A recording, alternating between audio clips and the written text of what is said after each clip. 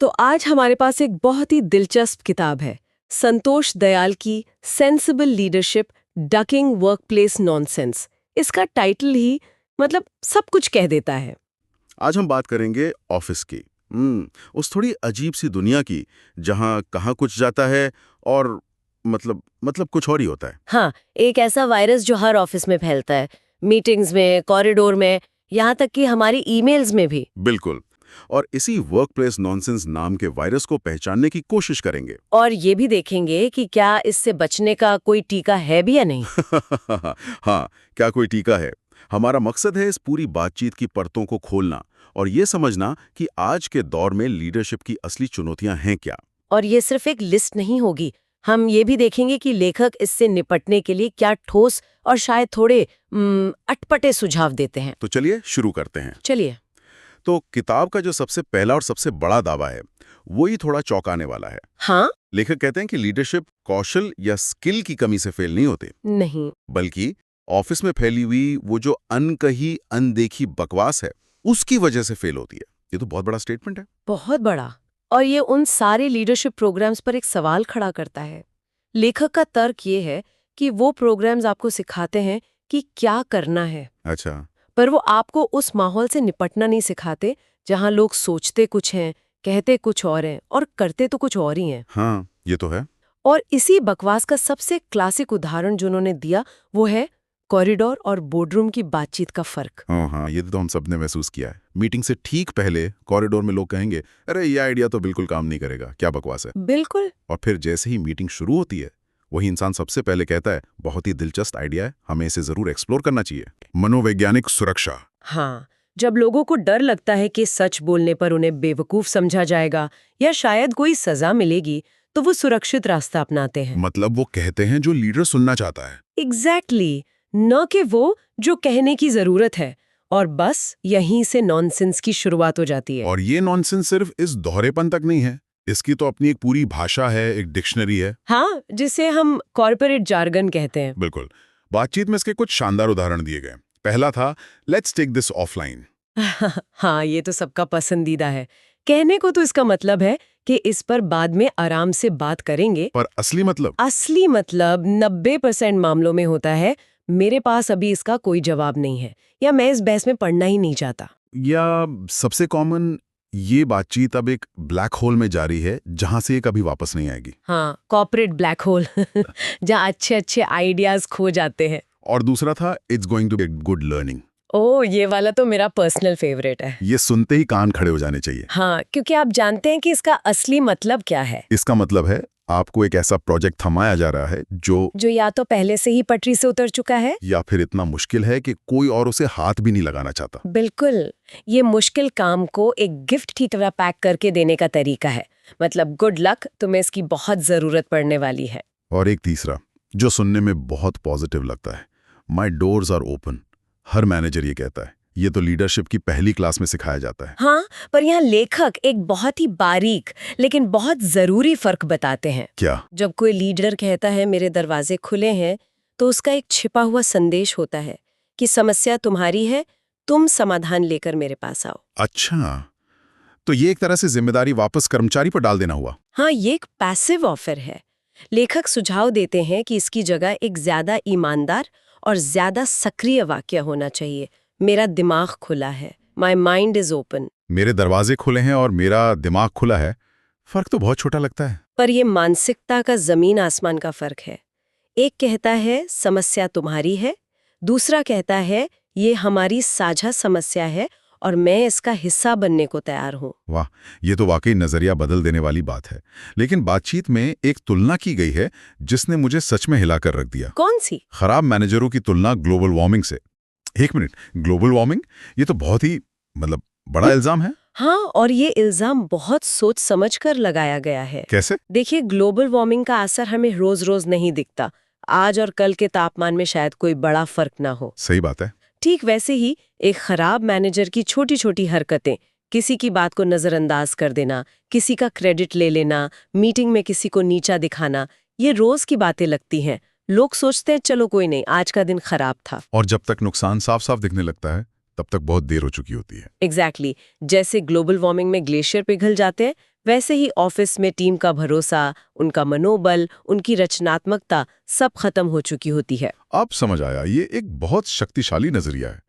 तो ये सारी बातें, ये अवलोकन आए कहाँ से? मतलब लेखक संतोष दयाल कोई थ्योरिस्ट तो है नहीं? बिल्कुल नहीं, और शायद यही इस किताब की सबसे बड़ी ताकत है। वो ग्लेनमार्क फार्मास्यूटिकल्स में एक वरिष्ठ जीएम है। और उन्हें इस फील्ड में लगभग 25 सालों का अनुभव है। हाँ, तो ये बातें किसी थ्योरी पर नहीं, बल्कि 25 साल की फील्ड रिसर्च पर आधारित है।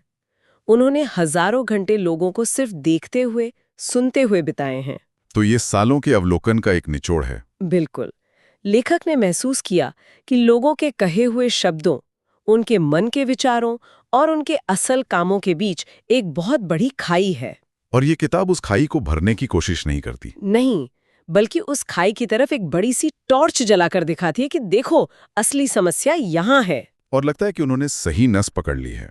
इवेंट में एक किस्सा भी बताया गया। हाँ, वो डिजाइनर वाला। हाँ, जिस डिजाइनर ने किताब के कवर पर काम किया, उन्होंने कंटेंट पढ़ने के बाद कहा कि वो ये किताब अपने बॉस को गिफ्ट करना चाहती हैं। ये किसी भी लेखक के लिए सबसे बड़ा कॉम्प्लीमेंट हो सकता है। मतलब ये तो सबसे बड़ा सर्टिफिकेट है। बिल्कुल। जब आपकी किताब पढ़कर कोई कहे कि ये मेरे बॉस के लिए है, तो मतलब आपने उस अनुभव को छू लिया है जिससे लगभग हर कर्मचारी गुजरता है। तो हमने इस कॉर्पोरेट बकवास के कई उदाहरण देखे, और सच कहूं तो ये थोड़ा निराशाजनक लगता है। सवाल ये है कि करें क्या? क्या हर बेमतलब की बात से लड़ें? नहीं। किताब का शीर्षक ही है डकिंग वर्कप्लेस नॉनसेंस।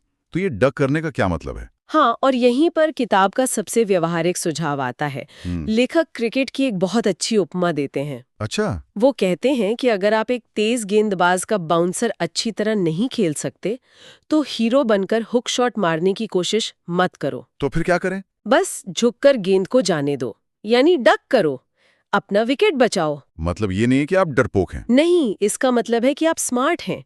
आप जानते हैं कि कौन सी लड़ाई लड़ने लायक है और कौन सी छोड़ने लायक। तो ऑफिस के लिहाज से इसका मतलब हुआ कि अपनी ऊर्जा हर छोटी मोटी बकवास से लड़ने में बर्बाद मत करो। बिल्कुल। कुछ चीजों को नजरअंदाज करना और अपनी ताकत पर ध्यान लगाना ज्यादा समझदारी है।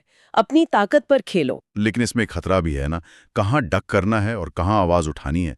इसकी लाइन तो बहुत पतली है। ये बहुत जरूरी सवाल है, और लेखक यहाँ साफ करते हैं कि डक करने का मतलब हर चीज से भागना नहीं है। ये एक रणनीतिक फैसला है। आपको चुनना होगा। हाँ, आपको ये तय करना होगा कि क्या ये मुद्दा वाकई जरूरी है, क्या इस लड़ाई को लड़ने से कुछ अच्छा नतीजा निकलेगा, या ये सिर्फ आपके अहम की लड़ाई है। तो एक तरफ है डक करना, और दूसरी तरफ बातचीत में वास्तविक और समझदार होने पर भी जोर दिया गया। ये दोनों तो एक दूसरे के विपरीत लगते हैं। यहीं पर एक और गहरी बात सामने आती है। लेखक कहते हैं कि वास्तविक या सीधा होने का मतलब असंवेदनशील होना नहीं है। हाँ, ये तो हर ऑफिस में एक किरदार होता ही है। भाई मैं तो मुंह पे बोल देता हूँ। हाँ, अपनी बदतमीजी को ब्रूटल ऑनेस्टी का टैग लगाकर घूमते हैं। हाँ। लेखक के अनुसार ये ईमानदारी नहीं, ये आलस है। ये अपनी बात को विनम्रता से कहने की मेहनत से बचने का एक तरीका है। तो फिर असली डायरेक्टनेस क्या है? असली डायरेक्टनेस का मतलब है अपनी बात ईमानदारी से लेकिन सम्मान के साथ रखना। जैसे ये कहना कि आपकी बात बकवास है, ये एक हमला है। हाँ, ये तो सीधा हमला है। लेकिन इसकी जगह ये कहना कि जब ये बात कही गई तो मुझे अच्छा महसूस नहीं हुआ, या मुझे ये बातचीत किसी सही दिशा में जाती नहीं दिख रही, ये सीधा भी है और सम्मानजनक भी। अब दूसरे पे हमला नहीं कर रहे हैं, आप सिर्फ अपनी भावना बता रहे हैं। एग्जैक्टली, ये है वास्तविक होना। ये बहुत बड़ा अंतर है। तो ये किताब आखिर है किसके लिए? इवेंट में एक सवाल पूछा गया कि क्या इस किताब के लिए कोई चेतावनी है, किसे इसे नहीं पढ़ना चाहिए? और लेखक का जवाब और भी दिलचस्प था। उन्होंने कहा कि जिन लोगों को इस किताब की सबसे ज्यादा जरूरत है, मतलब टॉक्सिक लीडर्स। हाँ, वो शायद इसे कभी नहीं पढ़ेंगे। क्यों? क्योंकि उन्हें लगता है कि वो तो बहुत अच्छे लीडर हैं, उनमें आत्म जागरूकता की कमी होती है। वो इस किताब को पढ़ेंगे और सोचेंगे, हाँ, मेरा पुराना बॉस बिल्कुल ऐसा ही था। वो कभी ये नहीं सोचेंगे कि शायद इसमें उनके बारे में भी कुछ लिखा है। कभी नहीं। तो ये किताब पाठकों को असहज कर सकती है, क्योंकि इसमें उन्हें अपने सहकर्मियों की या अपने बॉस की छवि दिख सकती है। और अपनी कमियों का सामना करना तो हमेशा मुश्किल होता है। बिल्कुल, और ये सिर्फ बॉस के लिए नहीं है। लेखक ने बड़ी ईमानदारी से ये माना कि किताब का एक चैप्टर, द परफेक्शन ट्रैप, उनके अपने व्यवहार पर आधारित है। अच्छा। हाँ, उन्होंने बताया कि कैसे वो हर काम में इतनी परफेक्शन चाहते थे कि उनकी टीम के लिए काम खत्म करना ही मुश्किल हो जाता था। ये स्वीकारोक्ति इस किताब को और विश्वसनीय बना देती है। ये तो बहुत ईमानदार बात है। अच्छा, बातचीत में एक और नॉनसेंस की बात हुई जो आज के दौर में बहुत प्रासंगिक है। कौन सी? ये जो पीढ़ीगत वर्गीकरण है, जेनजी, मिलेनियल्स, बूमर्स, लेखक इन्हें भी बकवास मानते हैं। हाँ, और ये आज के ज़माने में काफ़ी कंट्रोवर्शियल बात है। हर कोई जेनजी वर्सेस मिलेनियल्स की बात कर रहा है। तो लेखक का क्या तर्क है इसके पीछे? उनका तर्क सीधा है, ये लेबल या श्रेणियां हमें असली व्यक्ति को देखने से रोकती हैं। ये शॉर्टकट है। जब आप अपनी टीम के किसी सदस्य को जेनजी का लेबल दे देते हैं, तो आप उसकी व्यक्तिगत खूबियों को देखना बंद कर देते हैं। आप उसे एक स्टीरियोटाइप के चश्मे से देखने लगते हैं। बिल्कुल। और नेतृत्व आखिरकार एक से एक का संबंध है। 1-to-1 relationship? हाँ, ये आपके और आपकी टीम के सदस्य के बीच का व्यक्तिगत रिश्ता है। वो व्यक्ति जेनजी है या मिलेनियल, इससे ज्यादा जरूरी ये है कि वो एक व्यक्ति के रूप में कौन है। इन लेबलों के पीछे छिपना आसान है, पर ये प्रभावी नेतृत्व नहीं है। तो आज की इस पूरी चर्चा से हमने इस नॉनसेंस को पहचाना, इसके पीछे की मानसिकता को समझा और इससे निपटने के 2 बड़े हथियार देखें। एक कब समझदारी से डक करना है, और दूसरा कब संवेदनशीलता के साथ रियल होना है। और सबसे बड़ी बात यह है कि ये दोनों एक दूसरे के विरोधी नहीं हैं, बल्कि एक ही सिक्के के 2 पहलू हैं। समझदारी ये जानने में है कि कब चुप रहना है, और ईमानदारी ये जानने में है कि जब बोलें तो कैसे बोलें। बिल्कुल।